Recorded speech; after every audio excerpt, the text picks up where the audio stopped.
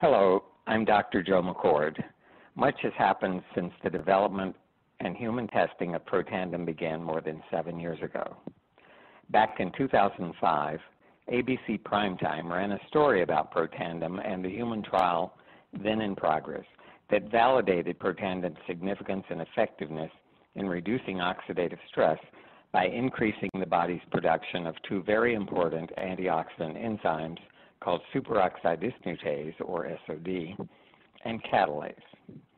We were very fortunate to have been noticed by the national media at that early stage in our development, but an enormous increase in the scientific understanding of Protandim has occurred since then.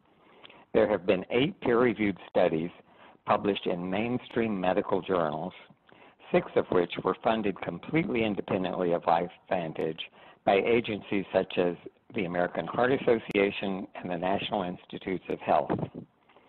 While initially we thought that Protandim might have a positive impact on only 2 antioxidant enzymes, we now know that Protandim is a powerful activator of a biochemical messenger protein called NRF2, NRF2, significantly modulating the expression of more than 1,000 so-called survival genes that enable our cells to cope not only with oxidative stress, but with other types of stress as well.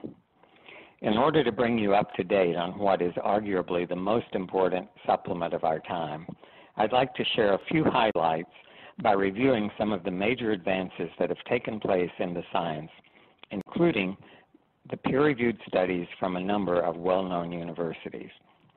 Let me point out to you, too, how dramatically things have changed. Protandim was developed primarily to affect 3 gene products: superoxide dismutase, or SOD, catalase, and glutathione peroxidase. And the literature, as of 5 years ago, led us to believe that this could happen, this would happen with Protandim. And indeed, it did affect those 3 genes.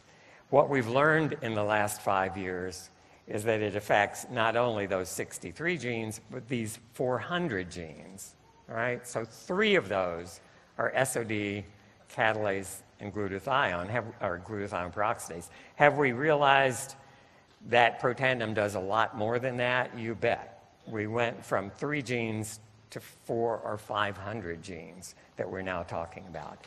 There's a human exercise trial funded by the U.S. Navy underway, and the armed forces, of course, are very interested in performance of soldiers under battle conditions and recovery times, and how much damage is done if you have to just exert yourself over the top for, let's say, 15 minutes of intense exercise.